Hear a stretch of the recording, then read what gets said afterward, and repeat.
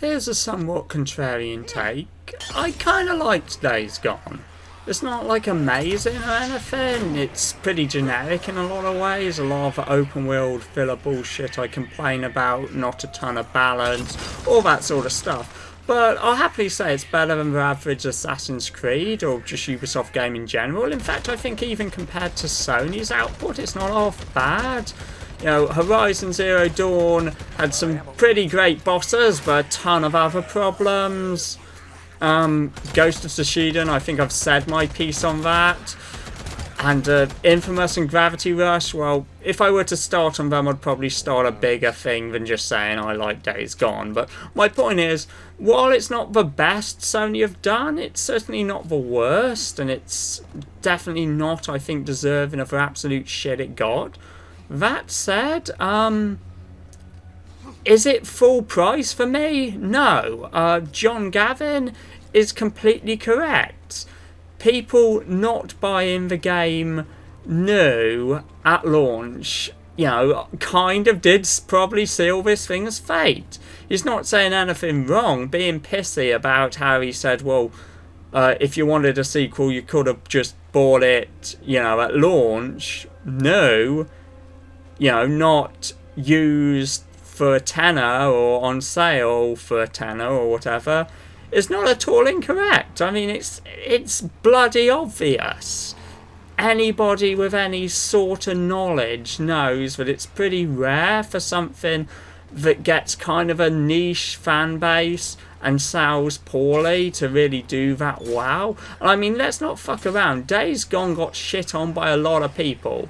You know, it's kind of interesting to see Studio Japan downsize so much and think, well, what did they have this generation which was a success, and realise that their most successful title was fucking Knack, something people constantly shit on. And you know what, I can hold Sony to account for, I don't know, not doing a bad job, or maybe maybe port those Ape Escape games, maybe try and bring some of their better stuff over to the PS4, but at the same time, The Last Guardian, which I think was a fucking masterpiece, I never got the impression that many people cared about it all that much. I think it was me and a couple of other guys who were telling people, hey, this is one of the best fucking, you know, cinematic sort of adventure games ever made. And by and large, it just kind of was like, oh, it's that game where you have to deal with an annoying AI all the time.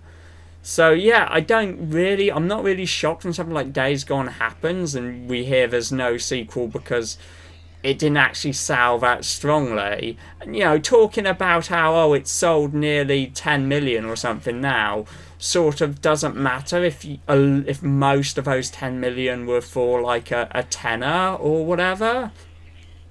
I'm not trying to say like this isn't Days Gone wasn't sort of an unhealthily budgeted title. I think it probably was. The game is way bigger than I'd have expected. I actually kind of like that. It's got a cool like mid-game twist where it feels like you're getting Days Gone 1 and 2 in one package when you play this game, which is something, you know, I always like. I think games are paced a lot better when they go for the feeling of more like a TV series than, say, a movie.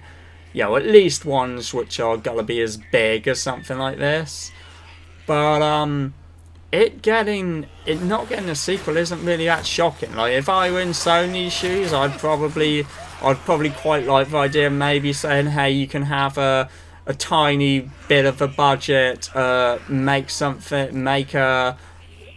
a half sequel, just make something like less than half as big as the first, and mess around with it and see if people take. But yeah, I can understand.